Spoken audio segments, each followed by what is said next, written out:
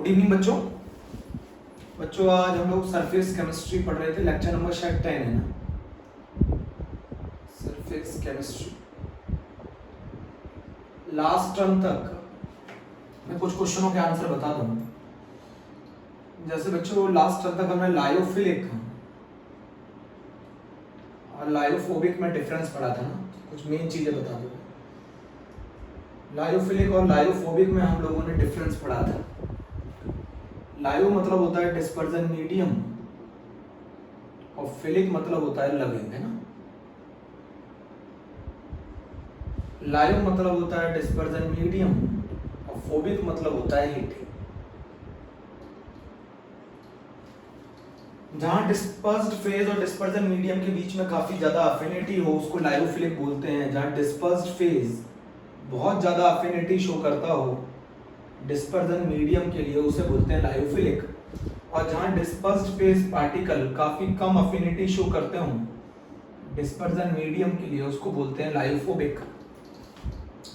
ठीक है, फोबिया मतलब होता है डर, है ना। फोबिक मतलब क्या होता है बच्चों? डर। तो लायो मतलब होता है लायोफिलिक का मतलब होता है जहां डिस्पर्स्ड फेज पार्टिकल बहुत ज्यादा अफिनिटी शो करते हो डिस्पर्जन मीडियम के लिए। बच्चों हम इन्हें it is easy to prepare, इसको बनाना बहुत ही आसान है। It is easy to prepare, इनको बनाना बहुत आसान है। आप इन्हें डायरेक्ट मिक्सिंग से बना सकते हैं, आप इन्हें डायरेक्ट मिक्सिंग से बना सकते हैं। बट बच्चों इनको बनाना बहुत डिफिकल्ट है। It is difficult to prepare, है ना। इनको बनाना difficult, it is difficult to prepare. और बच्चों आप इन्हें डायरेक्ट नहीं बना सकते, लायोफोबिक को आप डायरेक्ट नहीं बना सकते, आप इसे इनडायरेक्ट मेथड से बनाना पड़ेगा। आपको इनको इनडायरेक्ट मेथड से बनाना पड़ेगा। ये सब आप पढ़ चुके हैं बच्चों। ये स्टेबल होते हैं क्योंकि डिस्पर्स्ड फेज पार्टिकल बहुत ज्यादा अफिनिटी रखते हैं डिस्पर्जन मीडियम के लिए। ये कम स्टेबल होते हैं, अनस्टेबल होते हैं क्योंकि डिस्पर्स्ड फेज पार्टिकल काफी कम अफिनिटी रखते हैं डिस्पर्जन मीडियम के लिए। तो जहां डिस्पर्स्ड फेज पार्टिकल और डिस्पर्जन मीडियम के पार्टिकल में काफी ज्यादा अफिनिटी हो तो वो लायोफिलिक है। जहां डिस्पर्स्ड फेज पार्टिकल और डिस्पर्जन मीडियम के पार्टिकल में काफी कम अफिनिटी हो वो लायोफोबिक है। बच्चों इनको बनाना बहुत आसान है, इनको डायरेक्ट बनाया जा सकता है। आप डिस्पर्स्ड फेज को लो, डिस्पर्जन मीडियम में मिला दो, बहुत आसानी से बन जाएगा। जो चीज आसानी से बनती है वो स्टेबल है। अगर प्रोडक्ट जल्दी बन रहा है तो इसका मतलब स्टेबल है। इनको बनाना बहुत मुश्किल है क्योंकि काफी कम अफिनिटी शो करते हैं बच्चों। इसका जो अगला पॉइंट है ये रिवर्सिबल होते हैं। रिवर्सिबल का मतलब है आप इनको एक बार सेपरेट कर लेंगे और फिर से दोबारा से डिस्पर्जन मीडियम में मिला देंगे तो ये दोबारा से बन जाएगा कोलोइडल सोल, है ना। आप अगर इनको एक बार सेपरेट कर लें और दोबारा से अगर आप इनको मिला देंगे तो ये बन जाएगा। जैसे अगर आप गम का सॉल्यूशन ले लें और उसमें से गम निकाल लें, फिर से गम को अगर पानी में मिला देंगे तो दोबारा से कोलोइडल सोल बन जाएगा।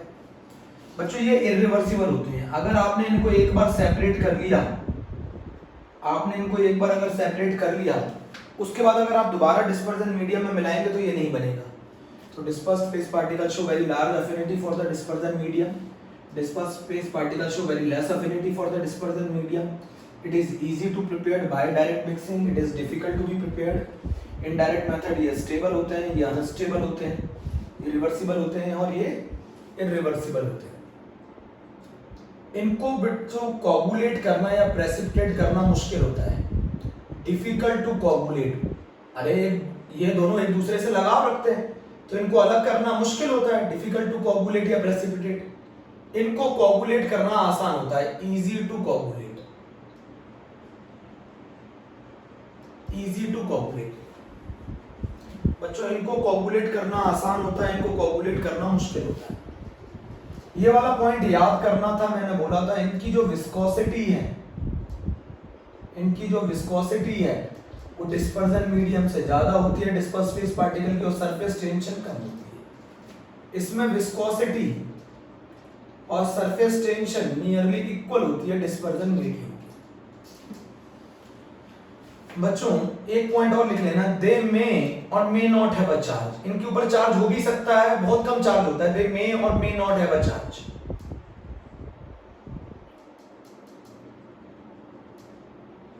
इनके ऊपर चार्ज हो भी सकता है और नहीं भी, ये they having a charge, they having a charge colloidal particles.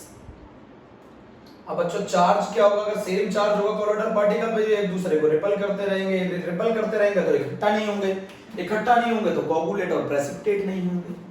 ये कहानी है बच्चों। इसके एग्जांपल बहुत इंपॉर्टेंट है, जैसे स्टार्च प्लस वाटर है, gum plus water, protein plus water, ठीक है।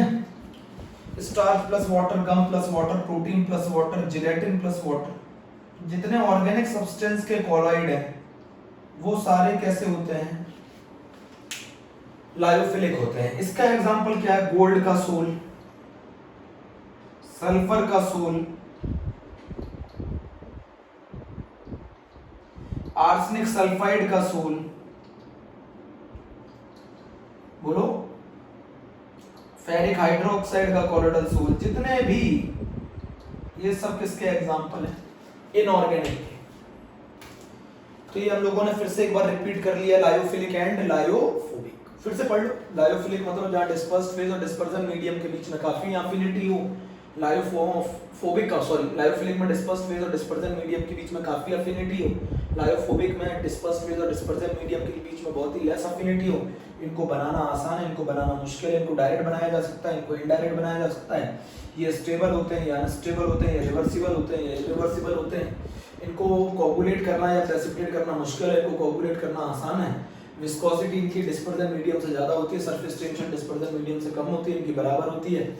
इनके ऊपर चार्ज हो भी सकता है, नहीं भी हो सकता, बट इनके ऊपर चार्ज होता है। इसके एग्जांपल ऑर्गेनिक सब्सटेंस के कोलॉइड है, इसके एग्जांपल इनऑर्गेनिक सब्सटेंस के कोलॉइड है। ये हमने यहाँ तक पढ़ लिया है। अब बच्चों जो कहानी आ रही है वो ये आ रही है कि अगर हम क्लासिफिकेशन करें कोलॉइडल सोल का on the basis of the size of the particles, on the basis of the size of the particle, classification of colloids on the basis of the size of the particle। अगर हम classification करें बच्चों colloid का किसके basis पर, बच्चों अगर हम क्लासिफिकेशन करें कोलॉइड का किसके बेसिस पर बच्चों, साइज ऑफ द पार्टिकल के बेसिस पर। Classification of colloidal particle size है ना, क्लासिफिकेशन किसके बेसिस पर, क्लासिफिकेशन किसके बेसिस पर, पार्टिकल साइज के बेसिस पर है ना, कोलॉइडल पार्टिकल के साइज के बेसिस पर है ना। बहुत इंपॉर्टेंट है बच्चों, ये सबसे ज्यादा बोर्ड में पूछा गया है 100%। ये बढ़ के चलना है, इससे क्वेश्चन बहुत ज्यादा पूछा जाता है। तो तीन तरीके के कोलॉइड होते हैं बच्चों। एक होता है मल्टी मॉलिक्यूलर,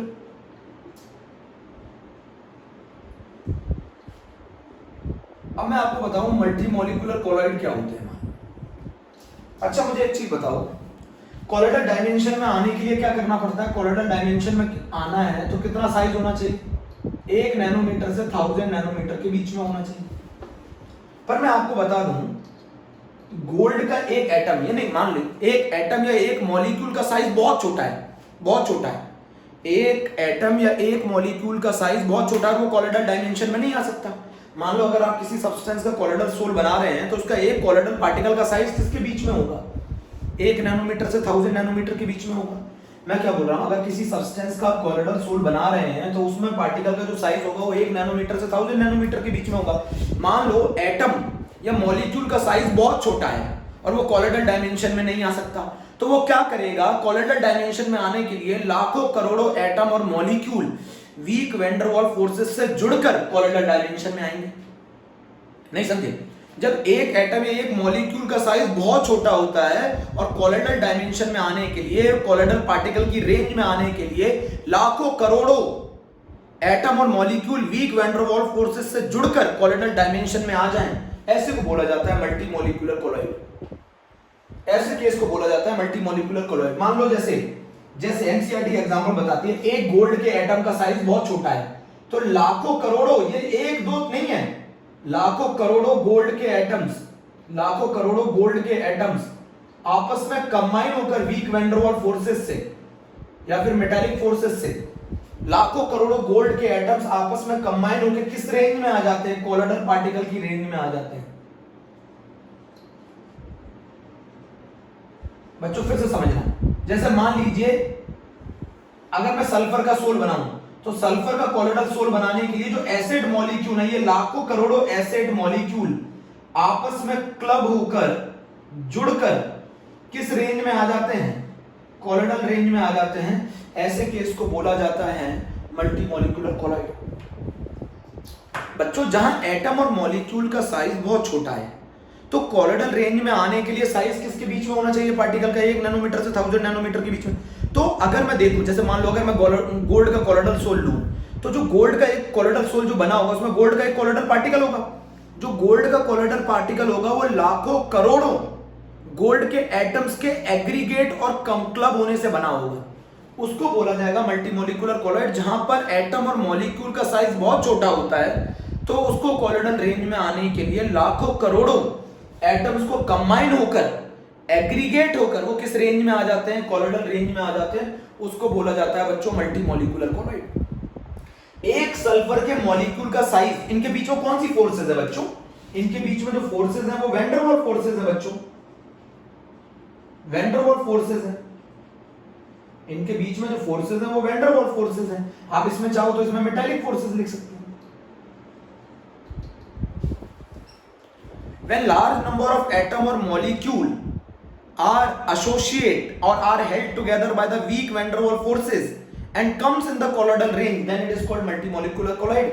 बच्चों एक बताओ, गोल्ड का एक जो कॉलोइडल पार्टिकल है वो लाखों करोड़ों गोल्ड के एटम्स के एग्रीगेट और कंबाइन होने से मिलकर बना हुआ है। क्योंकि एक गोल्ड का एटम का साइज बहुत छोटा है, उसे कॉलोइडल रेंज में आने के लिए लाखों करोड़ों गोल्ड के एटम्स को कंबाइन करना पड़ेगा, then it comes in a colloidal range. बोलो बच्चों जल्दी से बोलो, डेफिनेशन लिखे। डेफिनेशन क्या कहेगी, when large number of atom और molecule are held together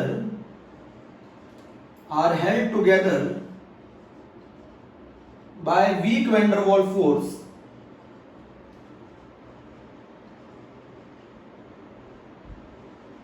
and comes in colloidal range,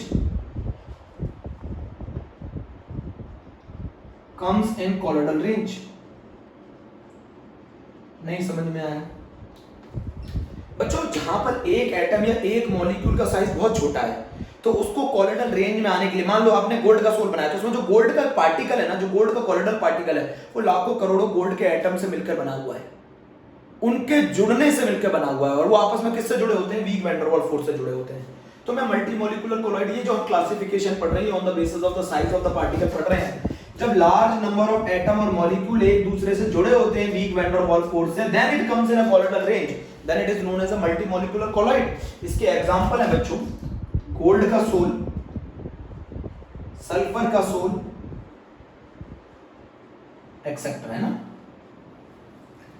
gold का सोल, सल्फर का सोल, समझ के आगे आप बहुत अच्छे से। What do you mean by the multimolecular colloid? Multimolecular colloid वो colloids होते हैं जिसमें atoms और बहुत large number of atoms और molecule are held together by the weak van der Waals force, so it comes in a colloidal range and this is known as the multimolecular colloid। Please इस बात को note कर लीजिए।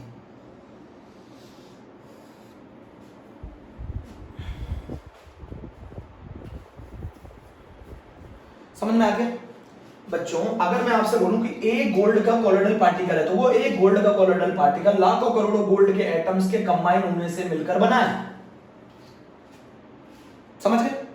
Sulphur का colloidal soul है तो उसमें जो एक सल्फर का कॉलोइडल पार्टिकल है वो लाखों करोड़ों सल्फर मॉलिक्यूल्स के कॉम्बिनेशन से बना है। क्यों? क्योंकि एक सल्फर मॉलिक्यूल का या एक सल्फर एटम का या एक गोल्ड एटम का साइज बहुत छोटा है, उसको कॉलोइडल रेंज में आने के लिए लाखों करोड़ों सल्फर मॉलिक्यूल को एक साथ क्लब होना पड़ेगा, then it comes in a colloidal range 1 to 1000 nanometre and this is known as a multimolecular colloid.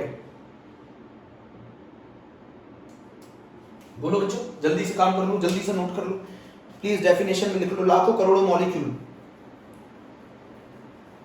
लाखों करोड़ों मॉलिक्यूल या एटम्स आपस में मिलकर एक कॉलोइडल पार्टिकल बनाते हैं जो किस रेंज में आता है, कॉलोइडल रेंज में आता है। लाखों करोड़ों एटम और मॉलिक्यूल आपस में मिलकर एक पार्टिकल बनाते हैं जो कॉलोइडल रेंज में आता है, लिख लो। अब बच्चों दूसरी डेफिनेशन क्या है, दूसरी डेफिनेशन है मैक्रोमोलिकुलर कोलॉइड, नाम ही बता रहा है मैक्रो, मैक्रो मतलब बड़ा। दूसरी डेफिनेशन किसकी है बच्चों? Macromolecular colloid. किसकी डेफिनेशन है बच्चों? Macromolecular colloid. अब मैक्रोमोलिकुलर कोलॉइड क्या होते हैं? जब पार्टिकल, जब मॉलिक्यूल का साइज ही इटसेल्फ इतना बड़ा हो कि वो खुद ही कोलोइडल रेंज में आ जाए, उसको बोला जाता है macromolecular colloid. When the size of the molecule itself so large, so it comes in a colloidal range. When the size of molecule itself so large, so it comes in a colloidal range. So it comes in colloidal range.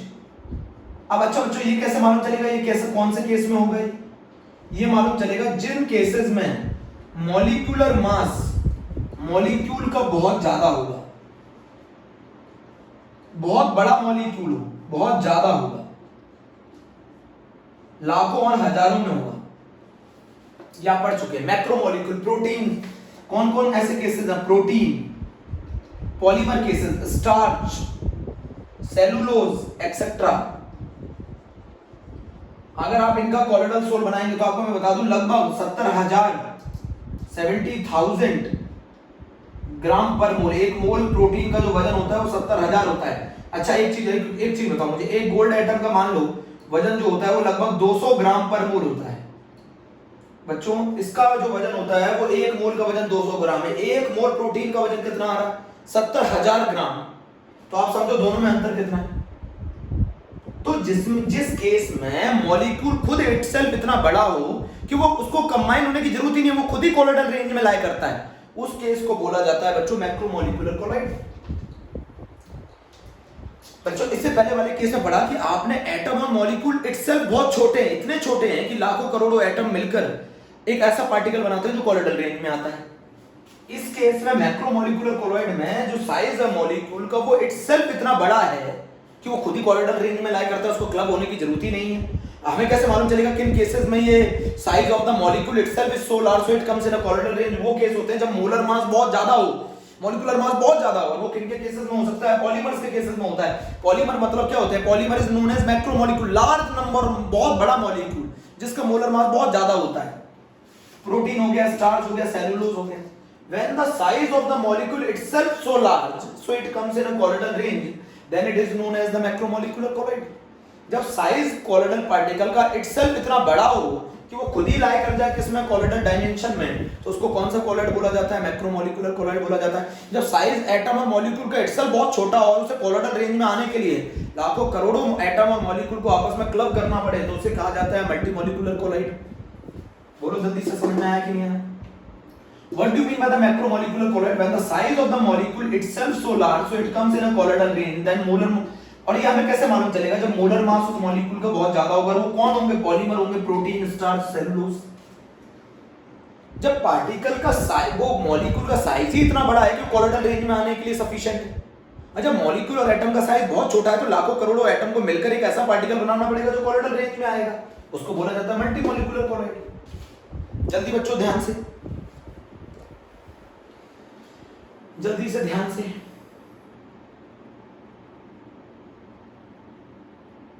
बच्चों एक और बहुत important category है, एक और बहुत important category है।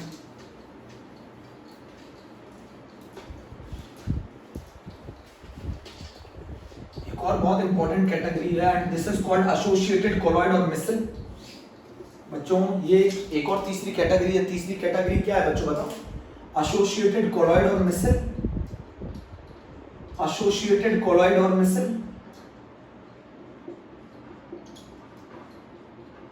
बहुत ही important.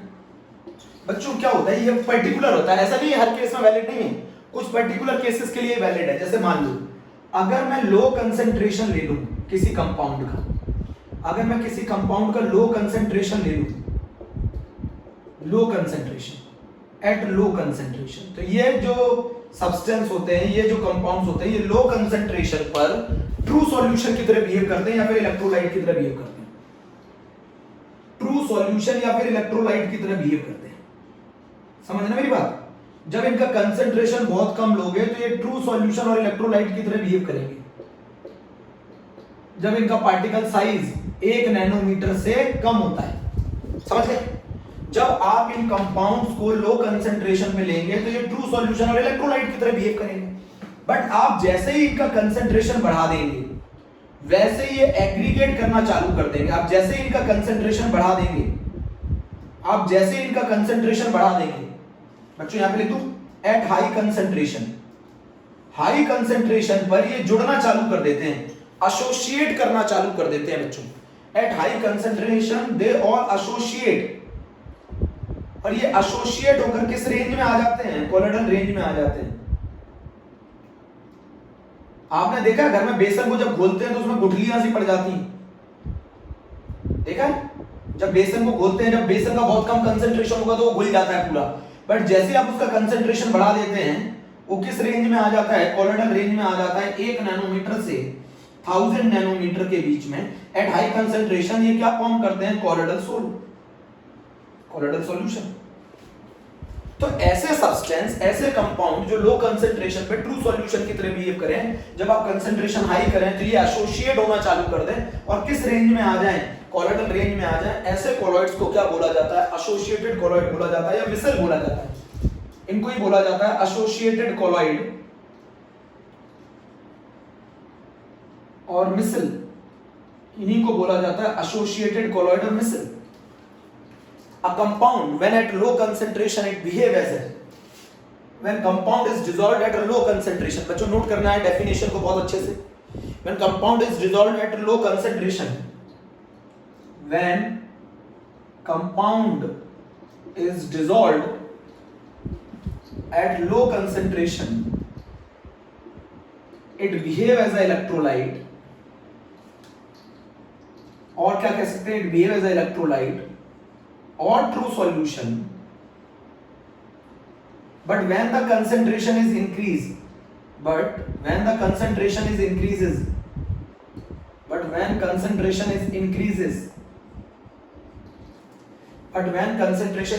the particle associate or aggregate together, aggregate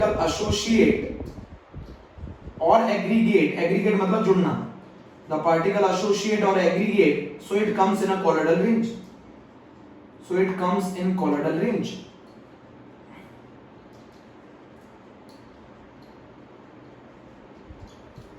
बच्चों definition, when concentration increases molecule associate or aggregate, so it comes in a colloidal range. This is known as associated colloid, और बच्चों this is known as associated colloid मिसल कहा जाता है। Very very important. Example की बात करें तो soap and detergent, बच्चों सोप एंड डिटर्जेंट इसका एग्जाम्पल है। तो कुछ कंपाउंड ऐसे होते हैं बच्चों, कुछ कंपाउंड ऐसे होते हैं जो लो कंसेंट्रेशन पे ट्रू सॉल्यूशन और इलेक्ट्रोलाइट की तरह बिहेव करते हैं, मतलब इनका साइज 1 नैनोमीटर से कम हो जाता है, बट जब ये इकट्ठे होते हैं तब इनकी जो रेंज होती है वो किस रेंज में आ जाते हैं? कोलोइडल डायमेंशन की रेंज में आते हैं। ऐसे सब्सटेंसेस को एसोसिएटेड कोलॉइड और मिसल कहते हैं। What is the difference between associated colloid and multi molecular colloid? Multi molecular colloid solution में आने से पहले ही कोलोइडल रेंज में आ जाते हैं, लाखों करोड़ों एटम आपस में जुड़े होते हैं, बट ये आपस में कब जुड़ते हैं? जब कंसेंट्रेशन आप बढ़ाते हैं। समझो, मल्टी मॉलिक्यूलर कोलॉइड आने से पहले, कोलोइडल सॉल्यूशन बनाने से पहले ही लाखों करोड़ों एटम्स मिलकर एक ऐसा पार्टिकल बनाते हैं जो कोलोइडल डायमेंशन में आता है। बट ये कब आते हैं? जब आप इनका कंसेंट्रेशन बढ़ाएंगे तो मॉलिक्यूल आपस में एग्रीगेट और एसोसिएट करेंगे। जब मॉलिक्यूल आपस में एग्रीगेट और एसोसिएट करेंगे then it comes in a colloidal range.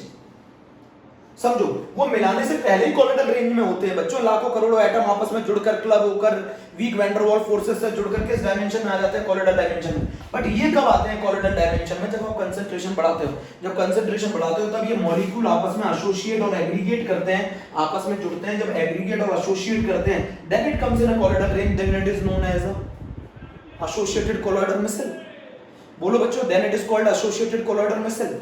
तो what is the definition of the associated multimolecular colloid? वो कोलॉइड होते हैं जिसमें size of the atom, size of the molecule बहुत छोटा हो और उसको कोलॉइडल डायमेंशन में आने के लिए लार्ज नंबर ऑफ एटम और molecule are held together by the weak van der Waals forces और metallic forces, so it comes in a colloidal range, then it is known as the multimolecular colloid. What do you mean by the macromolecular colloid? When the size of the molecule itself so large, so it comes in a colloidal range, then it is known as a macromolecular colloid. The example is protein, starch, cellulose. ठीक है? And the third one is known as associated colloid. When the substance is dissolved, when the compound is dissolved at low concentration, then it will behave as a true solution or electrolyte. And when the concentration of the concentration increase, the molecule are associate or aggregate together and comes in a colloidal range, then it is known as a associated colloid. Example is soap and detergent. आपने बेसन को देखा होगा ना, बहुत कम बेसन घोलते हैं, जब आपकी मम्मी बेसन घोलती होंगी तो बहुत कम बेसन में वो गुठलियां नहीं बढ़ती। जब बेसन का कंसंट्रेशन आप बढ़ाते हो तो बेसन के जो पार्टिकल हैं वो आपस में क्या करने लग जाते हैं, एग्रीगेट करने लग जाते हैं। एग्रीगेट करके वो किस डायमेंशन में आ जाते हैं, कोलॉइडल डायमेंशन में आ जाते हैं, उसको बोला जाता है एसोसिएटेड कोलॉइड। क्लियर है बच्चों? बहुत अच्छे से क्लियर है क्या डेफिनेशन? बच्चों क्या ये डेफिनेशन बहुत अच्छे से क्लियर है कि what do you mean by the associated colloid, what do you mean by the multimolecular colloid, what do you mean by the macro? What is the difference between a multimolecular colloid and associated colloid?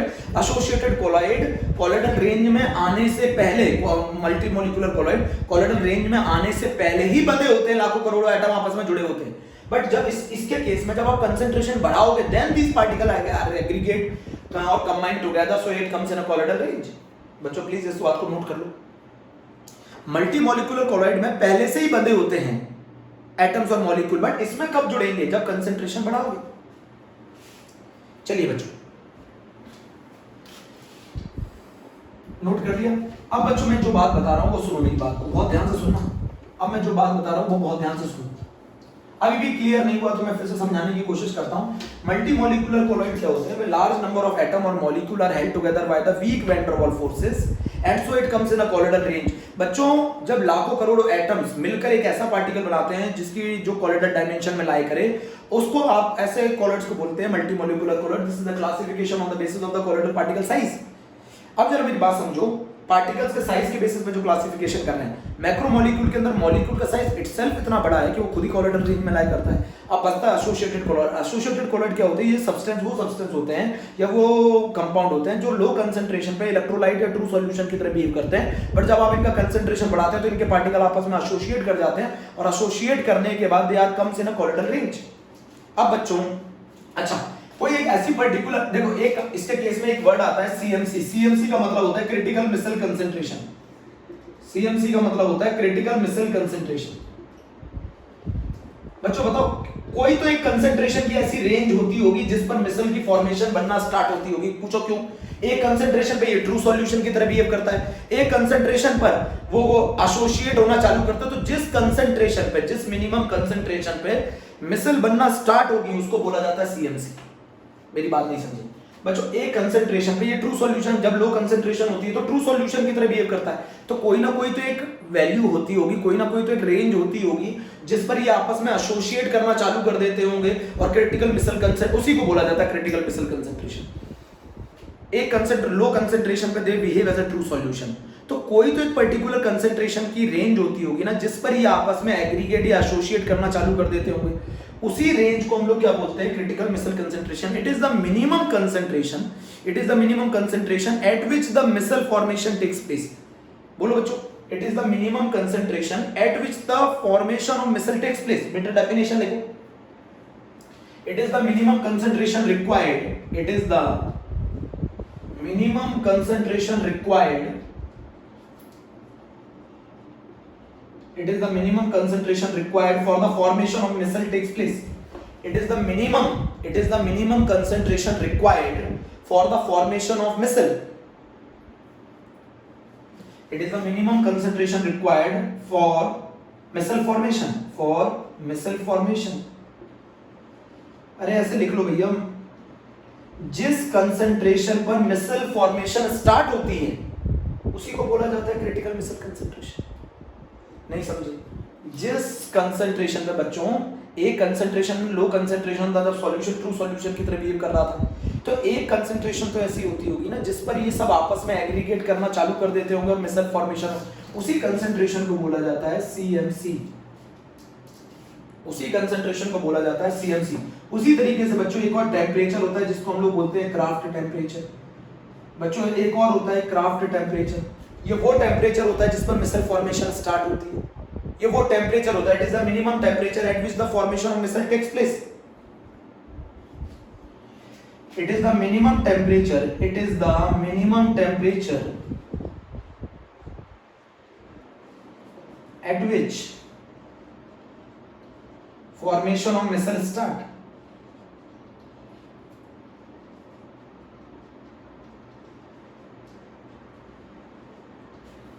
बच्चों बहुत आसान सी definition है, मैं आपको क्या बताना चाहता हूँ। देखो आप एक कंसेंट्रेशन ऐसी होती होगी ना जिस पर वो ट्रू सॉल्यूशन की तरह बिहेव करता है, और एक कंसेंट्रेशन ऐसी होती है जिस पर वो आपस में एग्रीगेट करना चालू कर देते हैं, एसोसिएट करना चालू कर देते हैं। तो जिस कंसेंट्रेशन पे ये पार्टिकल आपस में एसोसिएट करना चालू कर दें, आपस में जुड़ना चालू कर दें, मिसल की फॉर्मेशन करना चालू कर दें, उसको बोला जाता है CMC।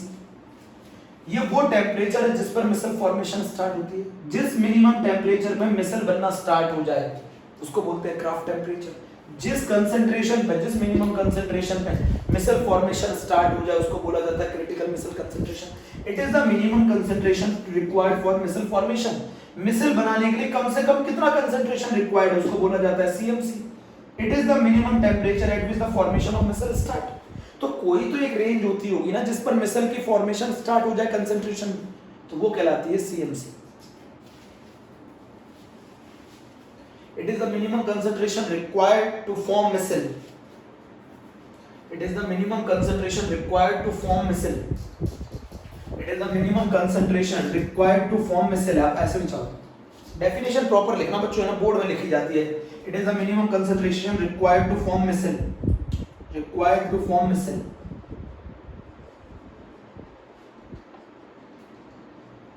मिनिमम कितने कंसंट्रेशन में मिसल फॉर्मेशन स्टार्ट होगी उसको बोला जाता है CMC। जिस टेम्परेचर में मिसल फॉर्मेशन स्टार्ट होगी उसको बोला जाता है क्राफ्ट टेम्परेचर। तो एक पर्टिकुलर कंसंट्रेशन पर ही तो मिसल फॉर्मेशन स्टार्ट होगी, उसी रेंज को बोला जाता है CMC।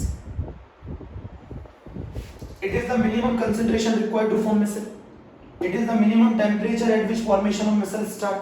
नोट कर लो बच्चों, नोट करो।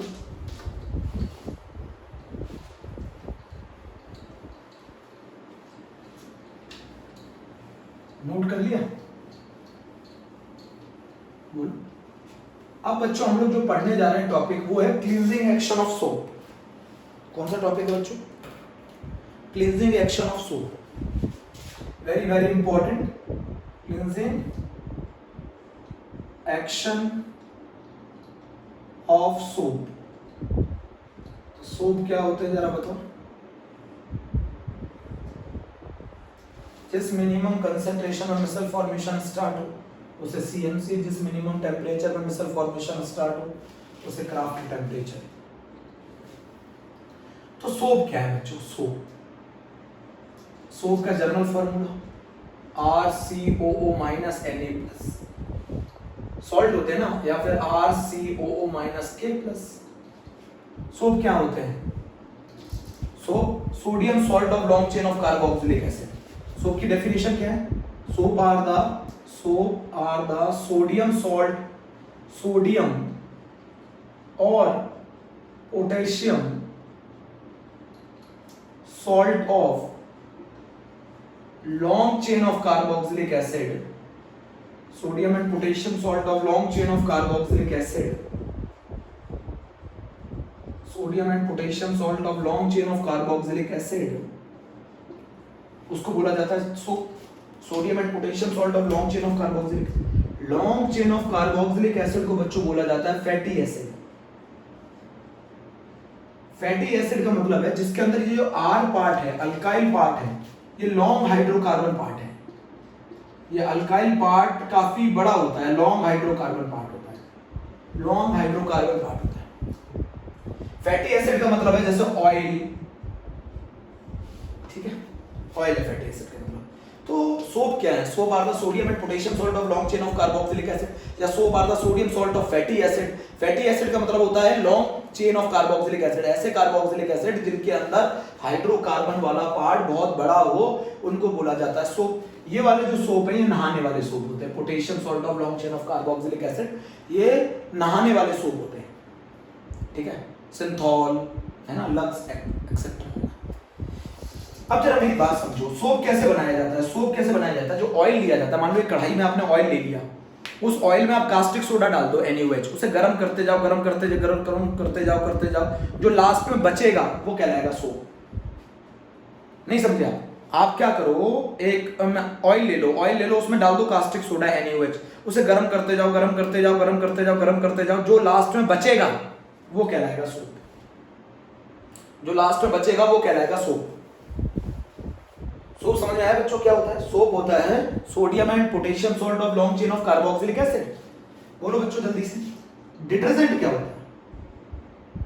डिटर्जेंट होते हैं सोडियम और potassium salt of sulphonic acid, sodium salt of sulphonic acid. बच्चों डिटर्जेंट क्या होता है? Sodium salt of sulphonic acid. Soap का एग्जांपल मालूम है? Sodium stearate, sodium palmitate, C17H35, COO negative Na positive, sodium stearate. बोलो सोडियम स्टीयरेट। और भी है सोप के एग्जांपल, सोडियम पाल्मिटेट, मैं बता देता हूं एग्जांपल है, सोडियम पाल्मिटेट, ग्लिसराइल ओलिएट,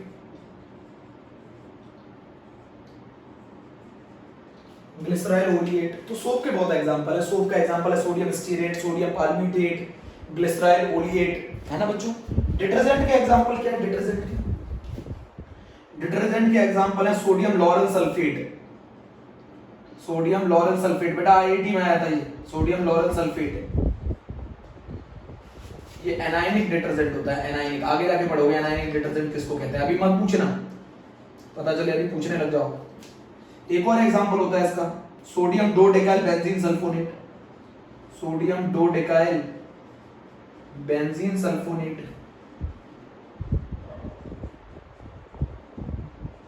एक और होता है cetyl trimethyl ammonium bromide, cationic detergent होता है। ये कैटायनिक होता है, ये एनायनिक होते हैं दोनों। अभी सिर्फ इतना याद करना है, बाकी बात कहानी बाद में बताऊंगा, अभी इतना ही याद करना है। तो सोप क्या होते हैं? Sodium and potassium salt of long chain of carboxylic acid को सोप बोलते हैं। इनके अंदर जो long chain of carboxylic acid होता है उसको फैटी एसिड भी बोलते हैं। उसके अंदर जो हाइड्रोकार्बन वाला पार्ट है वो बहुत लंबा होता है, C17 कार्बन की चेन होती है, ठीक है। डिटर्जेंट क्या होते हैं? Sodium salt of sulphonic acid, sodium and potassium salt of sulphonic acid. इसके एग्जांपल क्या है? Sodium lauryl sulphate anionic detergent है, सोडियम 2-डेकाइल बेंजीन सल्फोनेट ये भी एनायनिक डिटर्जेंट है, सेटाइल ट्राइमेथाइल अमोनियम ब्रोमाइड ये कैटायनिक डिटर्जेंट है। सोप के एग्जांपल क्या है? Sodium stearate, sodium palmitate, glyceryl oleate. Soap बनाया कैसे जाता है? फैटी एसिड लेते हैं, बोलो फैटी एसिड लेते हैं, उसके अंदर हम क्या कर देते हैं? Long chain of carboxylic acid oil लेते हैं, उसके अंदर हम कास्टिक सोडा मिला देते हैं, गर्म करते जाते हैं, जो चीज बचती है उसे हम क्या कहते हैं? सोप। बोलो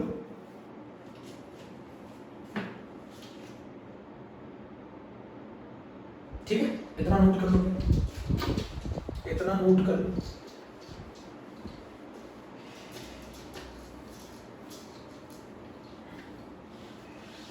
आगे बताऊंगा डिटर्जेंट और सोप में एक डिफरेंस है। डिटर्जेंट हार्ड वाटर में काम कर सकते हैं बट सोप हार्ड वाटर में काम नहीं कर सकते क्योंकि वो स्कम की फॉर्मेशन कर लेते हैं, ठीक है। बट वो बाद में, अभी कहानी नहीं है।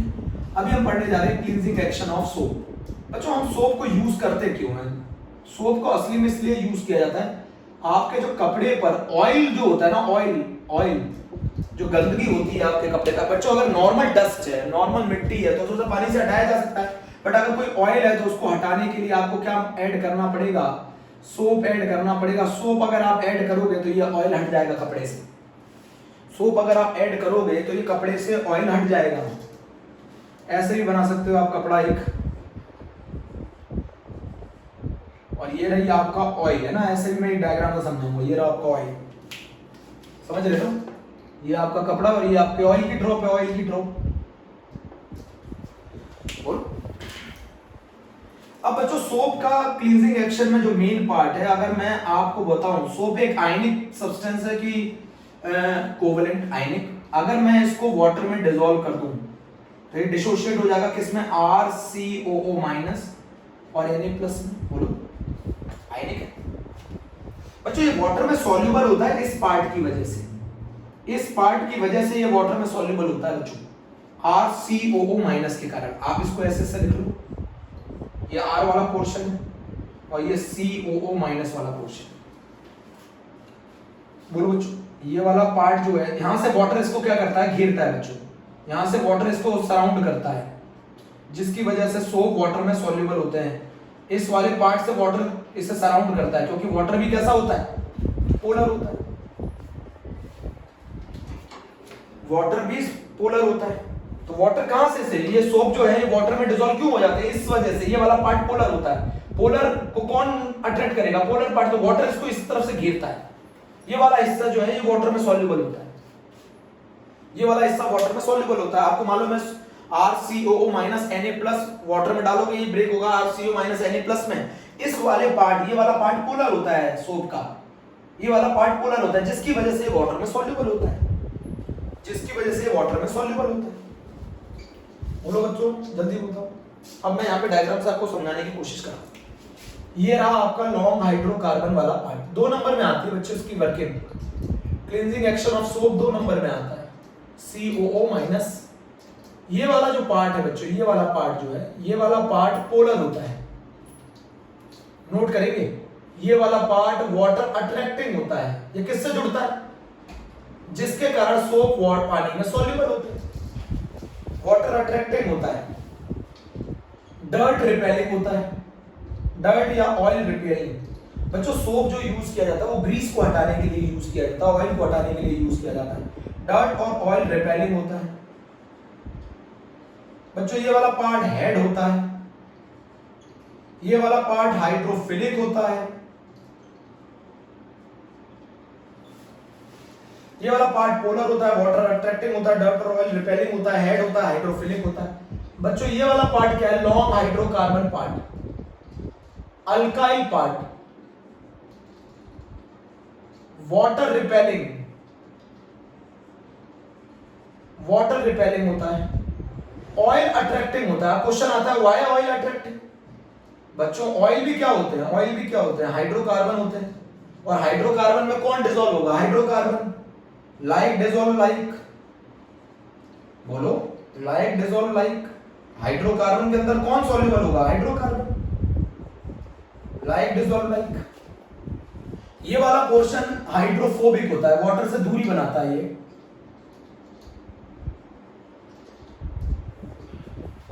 ये वाला हिस्सा हाइड्रोफोबिक होता है। ये लॉन्ग हाइड्रोकार्बन वाला पार्ट होता है, अल्काइल पार्ट होता है, वाटर रिपेलिंग होता है, ऑयल अट्रैक्टिव होता है। ऑयल क्यों अट्रैक्टिव होता है, क्योंकि डीजल, केरोसिन, पेट्रोल ये सब भी हाइड्रोकार्बन है और ये भी हाइड्रोकार्बन है। तो लाइक डिसॉल्व लाइक, ये वाला हिस्सा जाके ऑयल में डिसॉल्व होता है, ये वाला हिस्सा जाके वाटर में डिसॉल्व होता है। ये वाला हिस्सा पोलर है, ये वाला हिस्सा नॉन पोलर है। कहां लिखा है नॉन पोलर, नहीं लिखा। ये वाला हिस्सा नॉन पोलर होता है, ये वाला हिस्सा पोलर होता है। ये टेल होती है बच्चों, ये टेल होती है, टेल, ये टेल होती है, ये हेड होता है। बोलो समझ गए, यहां तक की कहानी होगी, नोट करो। इस वाले हिस्से की वजह से सोप वाटर में सॉल्युबल होते हैं, इस वाले हिस्से की वजह से सोप वाटर में सॉल्युबल होते हैं। ये वाला हिस्सा वाटर से दूर भागता है, ये वाला हिस्सा वाटर में सॉल्युबल होता है। ये वाला हिस्सा जो है लॉन्ग हाइड्रोकार्बन वाला पार्ट, ये वाला ऑयल अट्रैक्टिंग है, वाटर रिपेलिंग है। ये वाला हिस्सा वाटर अट्रैक्टिंग है, ऑयल रिपेलिंग है, क्योंकि ये पोलर है, ये नॉन पोलर है।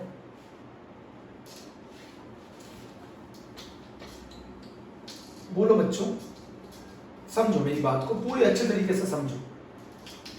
अच्छा एक चीज बताओ मुझे, बहुत ध्यान से सुनना मेरी बात को, मैं बताना क्या चाहता हूं।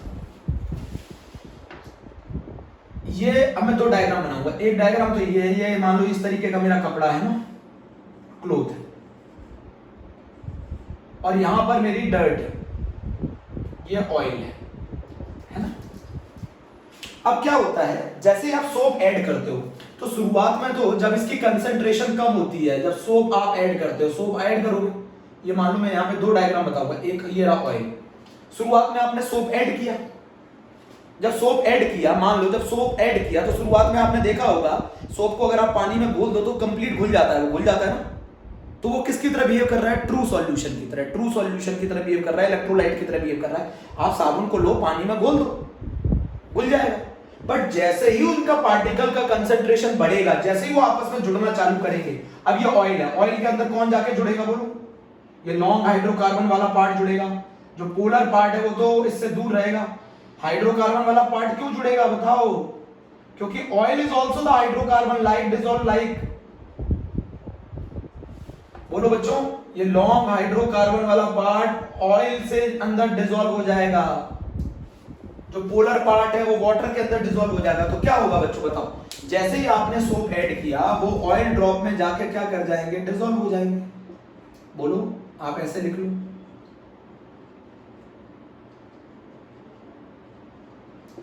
ये बहुत सारे पार्टिकल आपस में सोप के इसके अंदर जाके क्या हो जाएंगे? डिसॉल्व हो जाएंगे।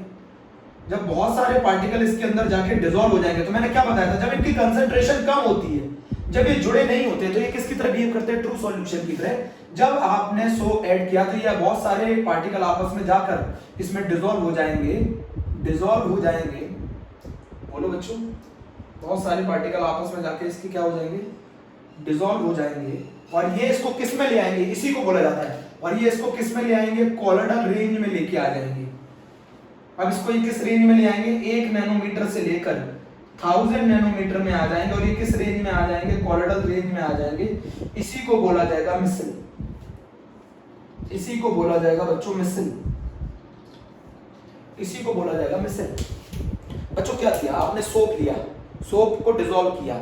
जब इसका कंसेंट्रेशन कम था, मतलब मान लो जब इसके पार्टिकल आपस में जुड़े नहीं थे, तो ये किस कैसे बिहेव कर रहा था? ट्रू सॉल्यूशन की तरह। बट जब इसके पार्टिकल आपस में इकट्ठा हो जाएंगे, इकट्ठा कैसे होंगे? ऑयल जो है वो हाइड्रोकार्बन है, ये वाला हिस्सा भी हाइड्रोकार्बन है, लाइक डिसॉल्व लाइक। ऑयल जाके इसमें हाइड्रोकार्बन वाला हिस्सा इसमें डिसॉल्व होगा, ये वाला हिस्सा जो पोलर है ये वाटर की तरफ अट्रैक्ट होगा। तो ये क्या करेंगे? उस क्लॉथ के सरफेस से, क्लॉथ के सरफेस से बच्चों इस डर्ट को, इस ऑयल को क्या कर लाएंगे? अट्रैक्ट कर लाएंगे। आप देखो, आप क्या करो, एक कपड़े में ऑयल लगाओ, उस कपड़े में साबुन लगाओ, उसको डिप कर दो बाल्टी के अंदर, तो आप देखेंगे कि एक प्रेसिपिटेट सा, एक क्या कहते हैं, क्लाउडी सा जो है, एक प्रेसिपिटेट सा ऊपर तैरने लग जाता है। जब ऐसे बहुत सारे सोप के पार्टिकल्स आपस में जाके एग्रीगेट या एसोसिएट होंगे, तो ये किस रेंज में आ जाएंगे? कॉलोइडल रेंज में आ जाएंगे और आपको दिखाई देने लगेंगे। आप देखो, कपड़े को आप डिप करके देखो पानी में, कपड़े को जब डिप करके पानी में सोप के सॉल्यूशन में आप डिप कर दोगे, उसे रख दोगे, तो आप देखोगे सुबह के टाइम पर कि एक क्लाउडी सा, क्लाउडीनेस सा एक है ना, आप एक सॉल्यूशन देखोगे। वो सॉल्यूशन आपको जो प्रेसिपिटेट से नजर आएंगे, सोप के जो गंदगी है वो आपको ऊपर तैरती हुई नजर आएगी, वो यही होती है। बच्चों होता क्या है, जब आपने सोप ऐड किया तो ऑयल के अंदर सोप का हाइड्रोकार्बन वाला पार्ट जाके डिसॉल्व हो जाता है, ये वाला पार्ट अवे रहता है इससे, ये वाला पार्ट वाटर में जाके डिसॉल्व होता है। तो ये बहुत सारे सोप के पार्टिकल जब इससे जाके जुड़ते हैं, एसोसिएट होते हैं, एग्रीगेट होते हैं, तो इसको किस रेंज में ले आते हैं? कॉलोइडल रेंज में ले आते हैं और सॉल्यूशन से बाहर ले आते हैं, ऊपर तैरने लग जाता है प्रेसिपिटेट सा। अगर आपने कपड़े धोए हो तो प्रैक्टिकल समझो ना, ये रहा ऑयल, आपने सोप ऐड किया तो सोप के बहुत सारे पार्टिकल जाके इससे क्या कर गए? इसमें जुड़ गए, एग्रीगेट कर गए, एसोसिएट कर गए, और इसको किस रेंज में लेकर आ गए? कॉलोइडल रेंज में आ गए, और ये ऊपर तैरने लगता है प्रेसिपिटेट के फॉर्म। बोलो बच्चों, ये प्रेसिपिटेट के फॉर्म में तैरने लगता है। भाई आपको मैं बताना चाहता हूं, ये वाला हिस्सा जो है ये किसके साथ जाके जुड़ जाता है? आपने सोप ऐड किया तो ऑयल जो है वो हाइड्रोकार्बन है, सही है। ऑयल वाला जो पार्ट पोर्शन है वो हाइड्रोकार्बन, सोप का जो हाइड्रोकार्बन वाला पार्ट है, लॉन्ग हाइड्रोकार्बन वाला पार्ट है, वो जाके इसमें डिसॉल्व हो जाता है।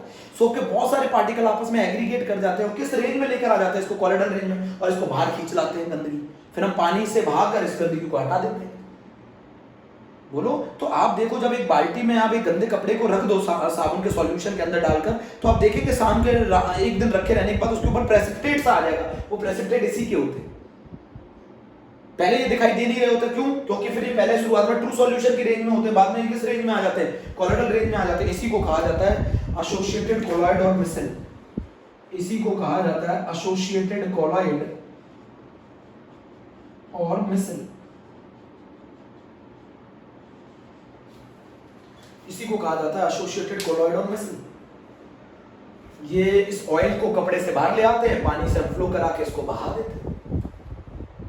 तो आप मानो आपके कपड़े के अंदर गंदगी है और आपने अगर सोप ऐड किया तो सोप का जो हाइड्रोकार्बन वाला पार्ट है वो जाके इस ऑयल के साथ जुड़ जाएंगे, इस ऑयल के साथ जुड़ जाने के बाद कॉलोइडल रेंज में आ जाएंगे, कॉलोइडल रेंज में आ जाएंगे तो ऊपर तैरने लगेंगे प्रेसिपिटेट के फॉर्म, और फिर इन्हें भाग के हटा दिया जाता है। बोलो, जब बच्चों ये जुड़े नहीं होते, मतलब आपको मैं ये बताना चाहता हूँ, जब ये जुड़े नहीं होते तो इनका जो साइज है, इस एक का, इसका जो साइज है वो 1 नैनोमीटर से कम है। जब ये जुड़े नहीं होते, जब ये आपस में एसोसिएट करते हैं, एग्रीगेट करते हैं, तो they comes in a colloidal range 1 nanometre 2000 nanometre colloidal range, associated colloidal micelle की फॉर्मेशन करते हैं। बोलो, समझ में आया नहीं आया? जब पूरी वर्किंग है इसकी सोप।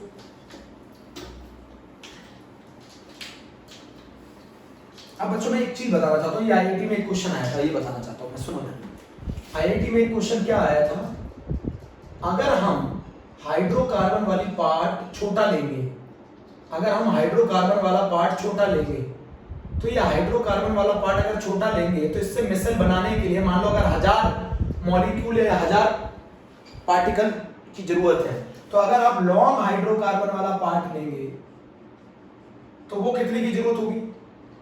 कम की जरूरत होगी कि ज्यादा? कम की जरूरत होगी, मान लो 100 की जरूरत है। अगर आप छोटी चेन वाला हाइड्रोकार्बन वाला पार्ट लेंगे तो आपको मिसल बनाने के लिए मान लो अगर 1000 पार्टिकल्स की आवश्यकता है, तो अगर आप लॉन्ग हाइड्रोकार्बन वाला पार्ट लेंगे तो आपको 100 की आवश्यकता है। मान लो आप 1000 रुपए इकट्ठा करना चाहते हो, 10-10 के नोट इकट्ठा करना चाहते हैं तो वो ज्यादा लगेंगे, और अगर आप 100-100 के नोट इकट्ठा करना चाहेंगे तो वो कम लगेंगे। तो जितना बड़ा हाइड्रोकार्बन वाला पार्ट होता है, जितना हाइड्रोकार्बन वाला पार्ट लॉन्ग होगा, उतना उसका कंसंट्रेशन कम रिक्वायर्ड है सीएमसी फॉर्म करने के लिए। तो हम ये लिख सकते हैं सीएमसी जो है वो लॉन्ग हाइड्रोकार्बन वाले पार्ट के इनवर्सली प्रोपोर्शनल है। बच्चों क्रिटिकल मिसल कंसंट्रेशन, अगर ये छोटे हाइड्रोकार्बन वाले पार्ट अगर 1000 लगेंगे तो बड़े हाइड्रोकार्बन वाले पार्ट अगर 100 लगेंगे तो किसका कंसंट्रेशन कम रिक्वायर्ड है? तो इसका कंसंट्रेशन कम रिक्वायर्ड है मिसल फॉर्मेशन के लिए, इसका कंसंट्रेशन ज्यादा रिक्वायर्ड है। तो जो सीएमसी है वो लॉन्ग हाइड्रोकार्बन वाले पार्ट के इनवर्सली प्रोपोर्शनल है। जिसका हाइड्रोकार्बन वाला पार्ट ज्यादा बड़ा होगा उसको मिसल बनाने के लिए उसकी कम कंसंट्रेशन की रिक्वायरमेंट है, और जिसका हाइड्रोकार्बन वाला पार्ट छोटा होगा उसका मिसल बनाने के लिए ज्यादा कंसंट्रेशन की रिक्वायरमेंट है। तो सीएमसी उसका कम होगा जिसका हाइड्रोकार्बन वाला पार्ट बड़ा होगा। भाई अगर ये दोनों मिसल बना रहे हैं तो अगर इसके 1000 पार्टिकल लगेंगे मिसल बनाने में तो इसके 100 ही लगेंगे, अगर इसके 1000 लगेंगे तो इसके 100 लगेंगे। तो critical micelle concentration is long hydrocarbon part के इनवर्सली प्रोपोर्शनल। अब बच्चों मेरी बात समझो, फिर से ऑयल की क्लींजिंग एक्शन की बात करते हैं। अगर हम सोप की, तो सोप क्या करता है, जैसे आप सोप ऐड करेंगे तो सोप के अंदर जो लॉन्ग हाइड्रोकार्बन वाला पार्ट है, जो नॉन पोलर पार्ट है, वो जाके ऑयल में डिसॉल्व हो जाएगा। क्यों? Like dissolve like, oil is also hydrocarbon, this is also hydrocarbon, दोनों डिसॉल्व हो जाएंगे। और जब ये डिसॉल्व हो जाएंगे तो बहुत सारे पार्टिकल इसको मिलकर इसके साथ जुड़ करके इस रेंज में लेके आ जाएंगे, कॉलोइडल रेंज में आ जाएंगे, प्रेसिपिटेट फॉर्म कर लेंगे, और ये प्रेसिपिटेट आपको ऊपर तैरता हुआ दिखाई देगा। This is the cleansing action of soap, so it comes in a colloidal range, associated colloid कहलाता है, ये मिसल कहलाता है। बच्चों आज का टॉपिक हमारा खत्म हो गया, soap, cleansing action of soap, detergent. ठीक है बच्चों, ये टॉपिक हमारा कंप्लीट हो गया। Multi molecular colloid, macro molecular colloid, lyophilic, lyophobic, है ना बच्चों? ओके, थैंक यू प्यारे बच्चों।